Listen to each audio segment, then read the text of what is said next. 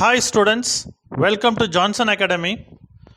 Today we are going to see the subject Tradition and Individual Talent. It is written by Thomas Stern Eliot. இன்னைக்கு நம்ம கிளாஸில் நம்ம என்ன பார்க்க போகிறோம் அப்படின்னு கேட்டிங்கன்னா ட்ரெடிஷன் அண்ட் இண்டிவிஜுவல் டேலண்ட் அப்படிங்கிற ஒர்க்கை தாமஸ் ஸ்டர்ன் எலியட் அப்படிங்கிற எழுதியிருக்காரு. அந்த ட்ரெடிஷன் அண்ட் இண்டிவிஜுவல் டேலண்ட்னா என்ன அப்படிங்கிறத நம்ம பார்ப்போம். இந்த டைட்டில்லேருந்து நம்ம சிக்னிஃபிகன்ஸை பார்க்கலாம், அதனுடைய முக்கியத்துவத்தை பார்க்கலாம். ட்ரெடிஷன் அப்படின்னாலே நம்முடைய பழங்காலத்து முறைகள், பழைய வாழ்க்கை முறைகள், அதே டயத்தில் பழங்காலத்து கலாச்சாரங்கள், இதெல்லாம் ட்ரெடிஷன் அப்படின்ற மாதிரி வரும். அதே டயத்தில் இண்டிவிஜுவல் டேலண்ட் அப்படின்னா தனி மனிதனுடைய திறமை. அது எப்படி ரெண்டும் ஒன்றாகும்?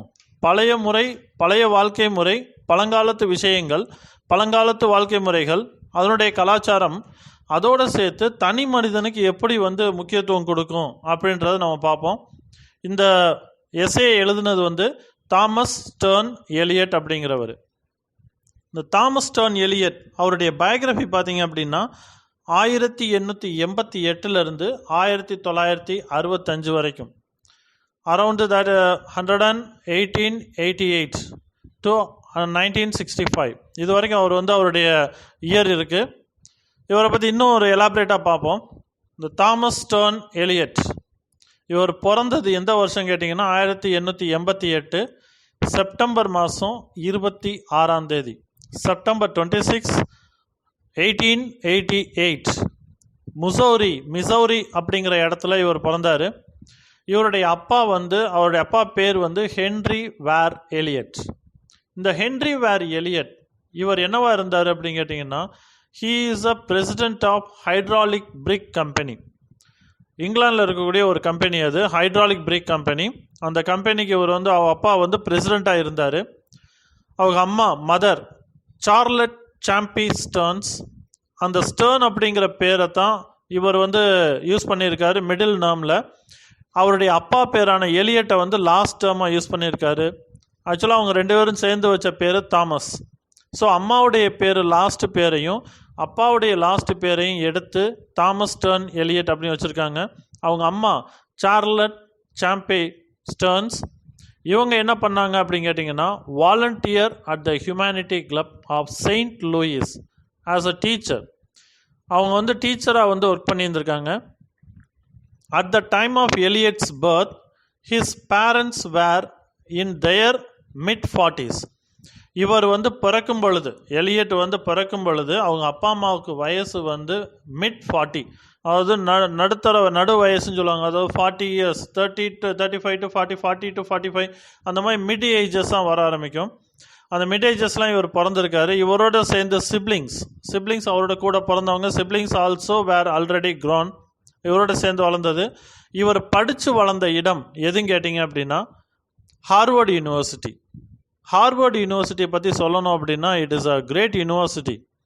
அதாவது நிறைய எக்ஸ்பர்ட்ஸ், டேலண்டட் பர்சன்ஸ், இன்னும் சொல்லப்போனால் நொபெல் லாரேட்ஸ் அதிகமாக உருவாக்கின யூனிவர்சிட்டி ஹார்வர்ட் யூனிவர்சிட்டி. ஏன்னு கேட்டால் அந்த யூனிவர்சிட்டியை சர்க்கம்ஸ்டான்சஸ், சூழ்நிலை அவங்கள ஆட்டோமேட்டிக்காக ஸ்டிமுலேட் பண்ண ஆரம்பிக்கும். நம்ம எதாவது புதுசாக செய்யணும், ஏதாவது நம்ம சாதிக்கணும் அப்படிங்கிற ஒரு அட்மாஸ்பியரை அந்த ஹார்வர்ட் யூனிவர்சிட்டி கொண்டு கொடுக்கும். எக்ஸாம்பிள் தட் இஸ் பிராண்டட் இன்ஸ்டியூட்டாக இருக்கக்கூடிய இந்த லயலா காலேஜஸ், அதே மாதிரி ஸ்டெலா மேரிஸ், அது பார்த்திங்க அப்படின்னா செயின்ட் ஜோசப் காலேஜில் நம்ம அப்துல் கலாம் சார் படிச்சிருக்காரு. ஸோ அந்த காலேஜில் படிச்சிடப்போ அப்துல் கலாம் சார் படித்த காலேஜ், ஸோ நம்மளும் ஒரு வகையில் வாழ்க்கையில் சாதிக்கலாம் அப்படின்னு நினச்சி நிறைய ஸ்டூடெண்ட்ஸ் அந்த காலேஜஸ் போகிறாங்க. அதே மாதிரி யூனிவர்சிட்டிஸ், வேரியஸ் யூனிவர்சிட்டிஸ் அந்த மாதிரி இருக்குது. அந்த மாதிரி உள்ள யூனிவர்சிட்டி தான் இதுவும். He attended Harvard university for education, left with the masters and under graduate degree. அந்த ஹார்வர்ட் யூனிவர்சிட்டியை விட்டு இவர் வெளியே வரும்போது இவர் யூஜி அண்டர் கிராஜுவேட் டிகிரியும் முடித்தார், அதே டயத்தில் மாஸ்டர் டிகிரியும் முடித்தார். And also he received a doctorate degree in philosophy. Returned to Harvard. திரும்ப இவர் ஹார்வர்ட் யூனிவர்சிட்டிக்கு வந்தார். ஹார்வர்ட் யூனிவர்சிட்டிக்கு டாக்டரேட் டிகிரியை இவருடைய ஹார்வர்ட் யூனிவர்சிட்டிலேருந்து ரிசீவ் பண்ண ஆரம்பித்தார்.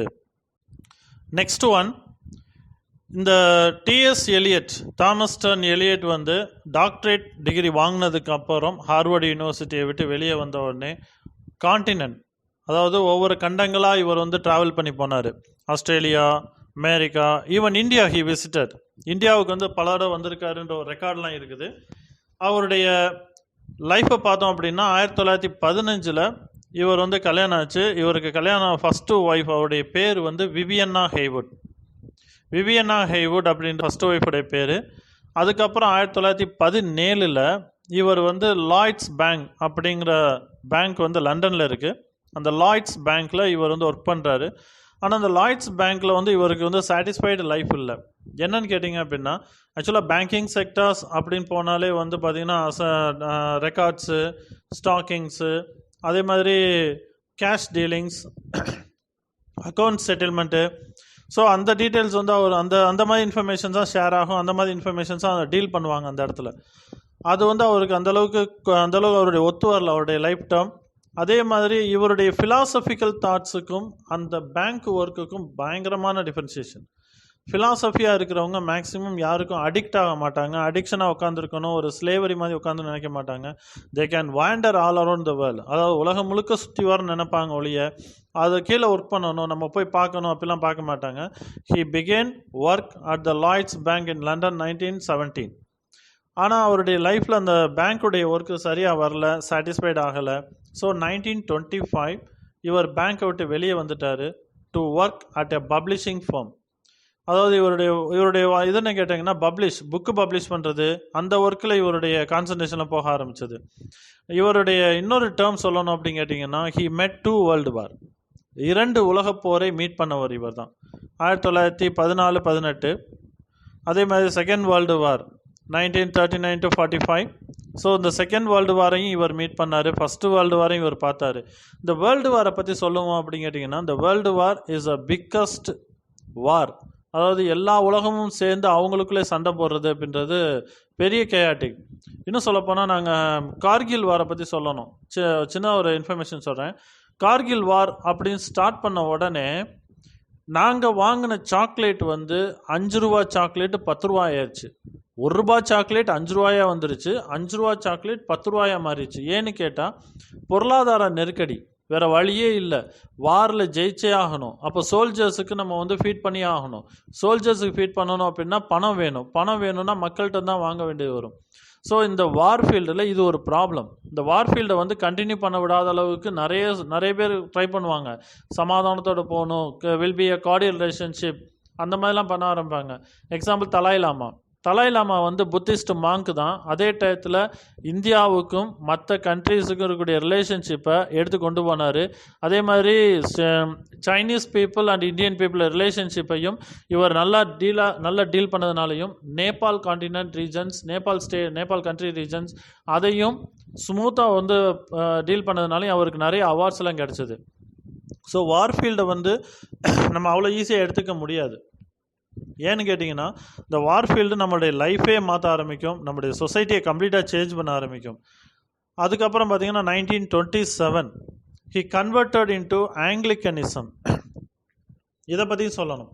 இந்த ஆங்கிலிக்கனிசம் அப்படின்றது ஒரு வகையான இசம். என்னன்னு கேட்டிங்க அப்படின்னா, இப்போ எக்ஸாம்பிள் சொன்னேன், இந்தியாவும் பாகிஸ்தான் சண்டை போடுறாங்க, பாகிஸ்தான் தோத்துட்டாங்க, இந்தியா வந்து வின் பண்ணிருச்சு. ஸோ இந்தியன்ஸ் அத்தனை பேரும் சொல்கிறாங்க, பாகிஸ்தான் பீப்புள் அத்தனை பேரும் வந்து மதம் மாறணும், ஹிந்துவுக்கு மாறணும் அப்படின்னு சொல்கிறாங்க. அந்த மாதிரி இவர் ஆங்கிலிக்கனிசத்தை இவர் அடாப்ட் பண்ணிக்கிட்டாரு. ட்ராப்டு யூஎஸ் சிட்டிசன்ஷிப், அதாவது அமெரிக்காவுடைய சிட்டிசன்ஷிப்பை இவர் இழந்துட்டார். அமெரிக்காவுடைய சிட்டிசன்ஷிப்பை இழந்துட்டு அவர் விட்டுட்டார். ட்ராப்டு அப்படின்னாலும் விட்டுட்டார், அப்படின்னா கைவிட்ட நிலைமை அப்படின்றது தான். Become a British subject. இவர் வந்து பிரிட்டிஷ் சப்ஜெக்டாக வர ஆரம்பித்தார், பிரிட்டிஷ் ரைட்டர் அப்படின்ற மாதிரி வர ஆரம்பித்தார். ஆனால் but basically he is belong to that America. At the same time he converted into Anglicanism. ஆங்கிலிக்கனிசத்துக்கு மாற ஆரம்பித்தாலும் அவருடைய டேர்ம்ஸ் எல்லாம் பார்த்தீங்க அப்படின்னா, it is also shown them patriotism. சின்ன ஒரு பேட்ரியாட்டிசம் இருக்கும், ஏதோ ஒரு லைனில் கொடுத்துருப்பாரு. And 1933 he separated from Vivienne. First ஒய்ஃபில் வந்து அவருடைய லைஃப் சாட்டிஸ்ஃபைட் ஆகலை. 1915 கல்யாணம் ஆச்சு. 1933 ஃபஸ்ட்டு ஒய்ஃபை விட்டு அவர் வெளியே வந்துட்டார். Vivienne's possible affair with Bertrand Russell. இந்த விவியன்னா வந்து பெர்ட்ராண்ட் ரசல் அப்படிங்கிறவரோட அஃபேரில் இருந்தாங்க. அதுக்கப்புறம் 1948 he got Nobel prize for English literature. இந்த நொபெல் ப்ரைஸ் பண்ணணும் அப்படின்னா, நொபெல் ப்ரைஸ் வந்து ரொம்ப இம்பார்ட்டண்ட்டான ப்ரைஸ், நோபல் பரிசு. இந்த நோபல் பரிசை பற்றி எல்லாருக்குமே தெரியும். இந்த பரிசை வந்து இந்த ப்ரைஸை நிறைய பேர் ஏர்ன் பண்ணுறதுக்கு ட்ரை பண்ண ஆரம்பிப்பாங்க. நிறைய ரெகக்னிஷன் இருக்குது. ஸ்வீடிஷ் அகாடமி கொடுக்குறாங்க இதை. இங்கிலீஷ் லிட்ரேச்சரை பற்றி, இங்கிலீஷ் லிட்ரேச்சரில் யாராவது நொபெல் ப்ரைஸ் வாங்குறாங்க அப்படின்னா அந்த அகாடமி எந்த அகாடமி கொடுக்குறாங்கன்னு கேட்டிங்கன்னா ஸ்வீடிஷ் அகாடமி. இப்போ ரீசெண்டாக தான் அந்த ஸ்வீடிஷ் அகாடமி மேலே நிறைய ப்ராப்ளம்லாம், இஷ்யூஸ் எல்லாம் வந்துச்சு. But they solved it. But because English literature especially promoted by the Swedish people. இந்த ஸ்வீடன் நாட்டில் நிறைய இங்கிலீஷ் லிட்ரேச்சருக்கான ஒர்க்ஸ் எல்லாம் நிறைய இருக்குது. நம்ம நினைக்கிறோம் ஜெராக்ஸ் போடுறோம், ஈஸியாக ஒரு புக் எடுத்துகிட்டு போய் ஜெராக்ஸ் போட்டு வந்துடுறோம். ஆனால் ஸ்வீடன் நாட்டில் அப்படி கிடையாது. ஏன்னு கேட்டிங்க அப்படின்னா, ஒரு புக்கை எடுத்துகிட்டு போய் ஜெராக்ஸ் போடணும் அப்படின்னு வைங்க, அந்த எழுதின ஆதர்கிட்ட போய் ஒரு ஆதென்டிக் லெட்டர் வாங்கிட்டு வரணும். அப்படின்னா தான் ஜெராக்ஸ் போட விடுவாங்க, ஜெராக்ஸும் போட்டு கொடுப்பாங்க. நம்ம சிம்பிளாக எடுத்துகிட்டு போயிடும். we copy a book, we xeroxed a book simply, but they have to ask the rights. அந்த ரைட்டர்கிட்ட வந்து ஒரு ஆதென்டிக் லெட்டர் வாங்கிட்டு வாங்க, ஆதரைசேஷன் லெட்டர் வாங்கிட்டு வாங்க, நான் ஜெராக்ஸ் போட்டு தரேன் அப்படிமா. ஸோ 1948 இவர் வந்து நொபெல் ப்ரைஸ் வின் பண்ணியிருக்காரு. 1957 என்ன பண்ணியிருக்காருன்னா, இவருடைய ஃபஸ்ட்டு ஒய்ஃப் வந்து செப்பரேட் ஆனதுக்கப்புறம் 1957 இவர் செகண்டாக ஒரு லேடியை கல்யாணம் பண்ணுறாரு. அவங்க பேர் வந்து எஸ்மி வெலாரி ஃப்ளெச்சர். இவங்களுடைய பேர். had been a secretary at the publishing since 1949. 1949 had been his secretary. இவருடைய செக்ரட்டரியாக தான் அந்த லேடி இருந்திருக்காங்க. அந்த லேடிக்கு வயசு வந்து 32 இயர்ஸ், இவருக்கு வந்து 70 இயர்ஸ் இருக்கும். 37 இயர்ஸ் his ஜூனியர், 37 வருஷம் இவருக்கு ஜூனியராக இருக்குது. preserved his literary legacy after Eliot's death. In 1965 he died of emphysema அப்படிங்கிற ஒரு நோயால் இவர் இறந்து போயிட்டார். லண்டனில் அவர் இறக்கும் பொழுது அவருக்கு வயசு வந்து 77. இவர் இறந்ததுக்கு அப்புறமும் இவருடைய ஒர்க்கு வந்து பப்ளிஷ் ஆச்சு. அதுக்கு பேர் வந்து போஸ்ட்மோஸ் பப்ளிகேஷன் சொல்லுவாங்க, ஆஃப்டர் டெத். ஃபார் எக்ஸாம்பிள், நம்ம நொபெல் ப்ரைஸ் கொடுக்குறாங்கல்ல, இந்த நொபெல் ப்ரைஸ் கொடுக்குறப்போ சுயின்னு ஒருத்தவங்களுக்கு கொடுத்தாங்க. அந்த சுயி வந்து ஜெயிலில் இருந்தாங்க. அப்போது அவங்க ஜெயிலில் இருக்கிறப்போ இங்கே நொபெல் ப்ரைஸ் கொடுத்தாங்க அவங்களுக்கு. ஏன்னு கேட்டால் அவங்களுடைய ஒர்க்கு, அவங்க செஞ்ச விஷயங்கள் எல்லாமே ஒரு தாக்கத்தை ஏற்படுத்துது. அதே மாதிரி இவர் இறந்ததுக்கு அப்புறமும் இவருடைய ஒர்க்கு வந்து சொசைட்டியில் ஒரு பெரிய ஒரு ரிஹாபிலிட்டேஷன், பெரிய ஒரு தாக்கத்தை ஏற்படுதுன்னு சொல்லலாம், மாற்றத்தை கொண்டு வந்து சொல்லலாம், சேஞ்சஸ் கொண்டு வந்து சொல்லலாம். அதே மாதிரி 1983 இவருடைய ஒர்க்கு வந்து பப்ளிஷ் ஆச்சு. அந்த ஒர்க்குக்கு வந்து டோனி அவார்ட்ஸ் கொடுத்த ஆரம்பித்தாங்க.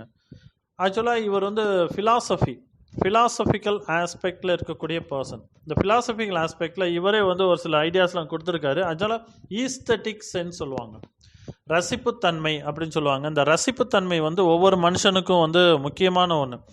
ரசிக்கிற தன்மை இருந்தால் மட்டும்தான் மனுஷனுக்கு வந்து மைண்டு வந்து ரிலாக்ஸாக இருக்க ஆரம்பிக்கும். சின்ன குழந்தை அழுகிறது, மழை விழுகிற சத்தம், நீரோடை, அதே டயத்தில் காற்று, அந்த விண்டு சவுண்டு, இதெல்லாம் பார்த்திங்க அப்படின்னாலும் ரசிக்கிற தன்மையாக தான் வர ஆரம்பிக்கும். மனசு ரொம்ப ரிலாக்ஸாக இருக்கணும் அப்படின்னா we can travel all around the world. ஏதோ ஒரு இடத்துக்கு போனால் கொஞ்சம் மனசு நிம்மதியாக இருக்கும் அப்படிம்போம். கொஞ்சம் இருக்கிற இடத்த விட்டு கொஞ்சம் தள்ளி போனால் கொஞ்சம் நல்லாயிருக்கும் அப்படின்னு. ஆனால் ஈஸ்தட்டிக் வேல்யூ இருக்கிறவங்க எல்லா இடத்துலையும் சுற்றி வரணும் பார்ப்பாங்க. இந்த ரசிப்புத்தன்மை இருக்கக்கூடிய வாழ்க்கை முறை ரொம்ப இன்ட்ரெஸ்டிங்காக இருக்கும். அவருக்கு ஒரு எக்ஸ்பிளனேஷன் கொடுக்குறாரு. எ poem should be an organic thing in it self. நமக்கு பார்க்குறோம்ல ஆர்கானிக் திங், ஆர்கானிக் ஃபுட்னா என்ன அர்த்தம்? It becomes a natural, it is not artificial, இயற்கையாக வரக்கூடிய ஒன்று. ஒவ்வொரு போயத்துக்குள்ளேயும் இயற்கையாகவே ஒரு தன்மை இருக்குது, இயற்கையான ஒரு ரசிப்பு தன்மை இருக்குது. Itself a made object, it is already done, it is already available, அது உள்ளே இருக்குது. ஒன்ஸ் இட் இஸ் ஃபினிஷ்ட், அதனுடைய இந்த போயத்துடைய வேலை முடிஞ்சது அப்படின்னா the poet will no longer have control of it. Example சொல்கிறேன். நான் வந்து போயிட்டே இருக்கிறேன், ஒரு பூவை வந்து பார்க்குறேன். அதே டயத்தில் அந்த பூவை பார்த்துட்டே இருக்கும் பொழுது எனக்கு ஒரு தோணுது, it shows a something different to my mind. ஒரு ஹாப்பியாக ஃபீல் பண்ணுறேன். அதை பார்த்தோன்னே அந்த பூ மலர்ந்து வரும்போது பார்த்தீங்கன்னா இன்னும் பிரைட்டாக தெரியும் உங்களுக்கு. சின்ன குழந்தைங்க சிரித்து விளாண்டது அப்படின்னா அதுவும் ஒரு ஈஸ்தட்டிக் சென்ஸ் தான். ஸோ போயமும் அப்படித்தான். ஒரு பாடலும் வந்து ஒரு மனுஷனுக்குள்ளே இருக்கக்கூடிய ஒரு வித்தானது. என்ன கேட்டிங்கன்னா ஆர்கானிக் ஃபுட்டு மாதிரி அது. நம்ம ஹெல்த்தியான ஃபுட்டு, ஆர்டிஃபிஷியல் கிடையாது, நேச்சுரல். அந்த இயற்கையான ஃபுட்டு உடம்புக்குள்ளே வர ஆரம்பிச்சது அப்படின்னா எப்படி சக்தி கிடைக்குதோ அதே மாதிரி ஒரு போயம் ஒரு போயட்டுக்குள்ளே ஒரு பாடல் ஆசிரியருக்குள்ளே வந்துருச்சு அப்படின்னா அவரால் கண்ட்ரோல் பண்ணவே முடியாது. There is no control. He voluntarily delivered his ideas and aesthetic statements, aesthetic lines through his poem. It should be judged. அதை ஜட்ஜ் பண்ண ஆரம்பிப்பாங்க. Analysed by itself without the interference of the poet's personal influence and intentional elements and other elements.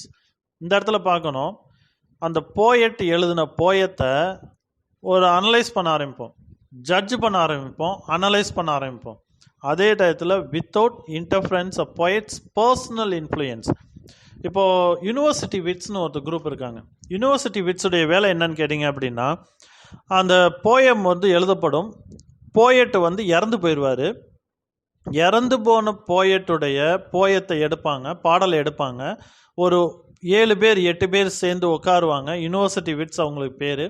அவங்க உட்காந்து அவர் எந்த கான்செப்டில் எடுத்தார், அந்த எந்த கான்செப்டில் வாழ்ந்தார், எந்த இயரில் வாழ்ந்தார், அந்த இயரில் என்ன டீல் பண்ணப்பட்டது எல்லாத்தையுமே அனலைஸ் பண்ணுவாங்க.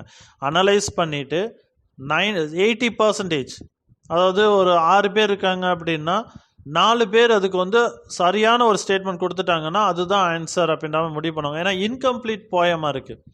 அதே டயத்தில் அவருடைய பர்சனல் விஷயத்தையும் பார்ப்பாங்க. பர்சனல் லைஃப், சொந்த வாழ்க்கை முறை எப்படி இருந்தது அப்படின்னு பார்ப்பாங்க. ஆனால் அதை மேக்ஸிமம் வந்து நோட் பண்ண மாட்டாங்க. ஏன்னு கேட்டிங்கன்னா சொந்த லைஃப்பை பார்க்கும்பொழுது அந்த போயத்தை வந்து ப்ரைஸ் பண்ண ஆரம்பிக்க மாட்டாங்க, போயட்டையும் ப்ரைஸ் பண்ண ஆரம்பிக்க மாட்டாங்க.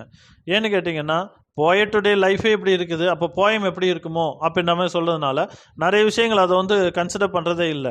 போயட்ஸ் இன்ஃப்ளூயன்ஸ், பர்சனல் இன்ஃப்ளூயன்ஸ் கிடையாது அப்படின்ற மாதிரி சொல்லுவாங்க. இன்டென்ஷனல் எலமெண்ட்ஸ், அதாவது இன்டென்ஷன் அப்படின்னாலே ஒரு மோட்டிவேஷன், ஒரு உண்மையாகவே இதை செய்யணும், எனக்கு ஒரு நோக்கம் இருக்குது, எனக்கு ஒரு ஐடியா இருக்குது, எனக்கு ஒரு இன்டென்ஷன் இருக்குது, அதை நான் செஞ்சே ஆவேன் அப்படின்ற மாதிரி இல்லாமல் intentional elements and other elements இதெல்லாம் அவாய்ட் பண்ணிடுவாங்க. இதெல்லாம் வந்து அதில் இன்டர்ஃபரன்ஸை கொண்டு வர மாட்டாங்க அப்படின்றதான். அடுத்து இந்த தாமஸ் டான் எலியட் எழுதின ட்ரெடிஷன் டிஜிட்டல் பற்றி சொல்லும்போது லைஃப்பை பற்றி இவர் சொல்லியிருக்காரு. லைஃப் எப்படிப்பட்டதாக இருக்கும், reflection of life. Modern life is a chaotic one. Modern life is chaotic, futile, fragmentary. Modern life வந்து கேயாட்டிக்காக இருக்கக்கூடிய ஒன்று, ஃபிட்டைலாக இருக்கக்கூடிய ஒன்று, ஃப்ராக்மெண்ட்ரியாக இருக்கக்கூடிய ஒன்றா இருக்குது. He argues that modern poetry must be difficult to match the intricacy of modern experience. அதாவது இந்த எலியட் என்ன ஆர்கியூ பண்ணுறாருன்னு கேட்டிங்கன்னா, modern poet, modern concept, modern ideas இதெல்லாம் வந்து இப்போ உள்ள, அதாவது ஓல்டன் ஏஜஸில் இருக்கக்கூடிய இப்போ உள்ளதில் ரொம்ப டிஃபிகல்ட்டான ஒன்று. Eliot argues that modern poetry must be difficult, அது கொஞ்சம் கஷ்டமான ஒன்று. To match the intricacy of modern experience, இப்போ உள்ள நடைமுறையில் இருக்கக்கூடிய நாகரீகத்தினுடைய அனுபவத்தை ஷேர் பண்ணி சொல்கிறது ரொம்ப டிஃபிகல்ட்டான ஒன்று. Poetry should reflect this fragmentary nature of life. இந்த பொயட்ரி, போயமானது இந்த லைஃப்பை வந்து ரெஃப்ளெக்ட் பண்ணி தான் ஆரம்பிக்கும் அப்படின்றதான். The poet must become more and more comprehensive, more allusive, more indirect in order to force to dislocate, if necessary, language into his meaning. This nature of life should be projected, not analyzed. இப்படி பார்த்தீங்கன்னா இந்த ஒரு meaning சொல்கிறேன். poet must be, poem எழுதின ஆசிரியர், பாடல் ஆசிரியர், more and more comprehensive, more and more allusive, more indirect, அதாவது மறைமுகமாக சொல்லணும், allusive டைப்பில் இருக்கணும், காம்ப்ரிஹென்சிவ் மெத்தடாகவும் யூஸ் பண்ணணும். in order to force to dislocate, if necessary, தேவைப்பட்டால் அந்த பாடலுடைய வரிகளை எங்கேயோ ஒரு இடத்துல வந்து லொக்கேட் பண்ணி, டிஸ்லொகேட் அப்படின்றது இந்த ஒரு பேனாவை இந்த இடத்துல இருந்து டிஸ்லொகேட் பண்ணுறேன் அப்படின்னா ஒரு இடத்துல இருந்து இன்னொரு இடத்துக்கு மூவ் பண்ணுறேன். அப்போது அந்த பாடல் ஆசிரியர் பாடல் வரிகளை எந்தெந்த மெத்தடுக்கு எந்தெந்த ஐடியாஸ்க்கு வேணால் யூஸ் பண்ணிக்கலாம். அதுக்கு லாங்குவேஜ் ஒரு இம்பார்ட்டண்ட்டான ஒன்று. ஏற்கனவே பார்த்துருக்கோம், லாங்குவேஜ் வந்து ஒரு important tool for the communication அப்படின்றது. So language into his meaning, மொழியும் ரொம்ப அவசியமான ஒன்று அர்த்தத்தை கண்டுபிடிக்கிறதுக்கு. This nature of life should be projected. இந்த மாதிரியான வாழ்க்கை முறையை வந்து ப்ரொஜெக்ட் பண்ணி தான் காட்டணும் ஒழிய அனலைஸ் பண்ணி பார்க்கக்கூடாது. ஓகே, இந்த ட்ரெடிஷன் அண்ட் இண்டிவிஜுவல் டேலண்ட் இதை பற்றி நம்ம வந்து இன்னொரு ஐடியாஸ் தரேன் நான், இன்னொரு ப்ரீஃப் ஐடியாஸ் தரேன் நான். இந்த ட்ரெடிஷன் இண்டிவிஜுவல் டேலண்ட் எழுதப்பட்ட வருஷம் வந்து 1919. ஐ மீன் ஃபஸ்ட்டு வேர்ல்டு வார் முடிஞ்ச உடனே எழுதப்பட்டது. 1918 14 to 18 5 years, 14 15 16 17 18 5 years world war முடிஞ்சிருச்சு. 1919 இந்த எஸ்ஸே எழுதப்பட்டது. இந்த எஸ்ஸே எழுதப்பட்டது ஃபஸ்ட்டு பப்ளிஷ் ஆனது எதுலையும் கேட்டிங்கன்னா இந்த ஈகோயிஸ்ட் அப்படிங்கிற ஒர்க்கில் தான். இந்த ஈகோயிஸ்ட் அப்படிங்கிறதுலாம் 1919 பப்ளிஷ் ஆச்சு. அதுக்கப்புறமா டிஎஸ் எலியட் ஒரு புக்கு எழுதுறாரு. அந்த புக்கில் பேர் கிரிட்டிசிசம். அந்த புக்கில் வந்து ஒன்லி கிரிட்டிசிசம் மட்டும்தான் எழுதியிருப்பார். அந்த கிரிட்டிசிசம் புக்கில் தான் இந்த tradition and individual talent publish ஆச்சு. என்ன பேர்லையும் கேட்டால் த சேக்ரெட் வுட் அப்படிங்கிற பேரில் தான் பப்ளிஷ் ஆச்சு 1920. இதே டிஎஸ் எலியட் எழுதின ட்ரெடிஷன் இண்டிவிஜுவல் டேலண்ட் 1919 பப்ளிஷ் ஆச்சு ஈகோயிஸ்ட் அப்படிங்கிற ஃபஸ்ட்டு பப்ளிகேஷனில். அதுக்கப்புறமா 1920 த சேக்ரெட் வுட் அப்படிங்கிற பேரில் அந்த புக்கில் அவர் பப்ளிஷ் பண்ண ஆரம்பித்தார். Tradition individual talent is one of the most well known work that produced in his critic capacity. ஆக்சுவலாக கிரிட்டிசிசம் ஒருத்தரை விமர்சித்து சொல்லக்கூடியது. அந்த விமர்சித்து சொல்லக்கூடிய தன்மை வந்து நிறைய பேர்த்துக்கு இருக்கும். இந்த விமர்சனத்தன்மை வந்து நிறைய பேர்த்துக்கு இருந்தால் மட்டும்தான் அடுத்து அந்த கெப்பாசிட்டி, அவங்களுடைய தரம் என்ன, அவங்களுக்கு என்ன கெப்பாசிட்டி இருக்குது, அவங்களால என்ன முடியும் அப்படிங்கிறது தான். அந்த என்ன பண்ண முடியும் அவங்களால. ஒரு போயத்தை பார்க்குறாங்க, ஒன்றும் சொல்ல வேணாம், நான் இப்போ இருக்க ட்ரெண்டு வரேனே மீம்ஸ், நிறைய மீம்ஸ் வந்து கிரியேட் பண்ணுறாங்க, மீம்ஸை கிரிட்டிசைஸ் பண்ணுறாங்க, காமெடியை கிரிட்டிசைஸ் பண்ணுறாங்க. அப்போ காமெடியை கிரிட்டிசைஸ் பண்ண தெரியுது, போயத்தை கிரிட்டிசைஸ் பண்ண தெரியுது, போயட்டை கிரிட்டிசைஸ் பண்ண தெரியுது. அப்போ கெப்பாசிட்டி இருந்து தானே கிரிட்டிசைஸ் பண்ணுறாங்க. ஸோ அதை வந்து இந்த ட்ரெடிஷன் அண்ட் இண்டிவிஜுவல் டேலண்ட் அப்படிங்கிற ஒர்க்லேருந்து எடுக்கலாம். It formulates Eliot's influential conception of the relationship between the poet and the literary tradition which precedes him.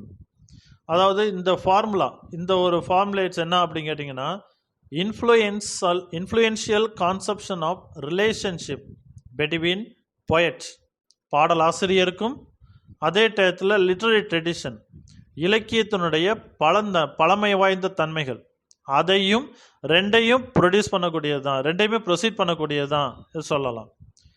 அதே மாதிரி இந்த எஸ்ஏயை வந்து 3 பார்ட்டாக பிரிக்கிறாங்க. This essay is divided into 3 parts. அதில் ஃபஸ்ட்டு பார்ட் என்னன்னு கேட்டிங்கன்னா, part 1 the concept of tradition, ட்ரெடிஷன்னா என்ன அப்படிங்கிறது first part. Part 2 second part என்னன்னு கேட்டால் the theory of impersonal poetry. Third part என்னன்னு கேட்டால் த கன்க்ளூஷன். மறுபடியும் சொல்கிறேன், ஃபஸ்ட்டு பார்ட் வந்து பழமைனா என்ன, பழமையினுடைய கரு என்ன, பழமையினுடைய தன்மை என்ன அப்படிங்கிறது தான் ஃபஸ்ட்டு பார்ட். செகண்ட் பார்ட் வந்து the theory of impersonal poetry. அடுத்து தேர்டு பார்ட் வந்து த கன்க்ளூஷன், முடிவுரை. ஓகே ஸ்டூடெண்ட்ஸ், ஓகே ஃப்ரெண்ட்ஸ், இது வரைக்கும் நம்ம பார்த்தது ட்ரெடிஷன் இண்டிவிஜுவல் டேலண்ட்டில் ஜஸ்ட்டு ஒரு இன்ட்ரடக்ஷன் பார்ட்.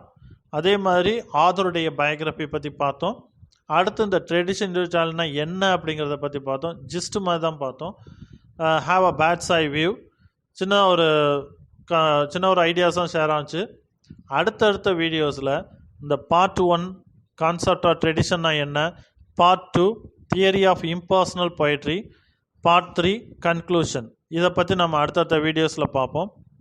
உங்களுக்கு எங்களுடைய வீடியோ பிடிச்சிருந்தது, எங்களுடைய சேனல் பிடிச்சிருக்கு அப்படின்னா எங்களுடைய சேனலை சப்ஸ்கிரைப் பண்ணுங்கள், பக்கத்தில் இருக்க பெல் ஐக்கான் அழுத்திடுங்க, உங்கள் ஃப்ரெண்ட்ஸ் எல்லாத்துக்கும் ஷேர் பண்ணுங்கள். தேங்க்யூ.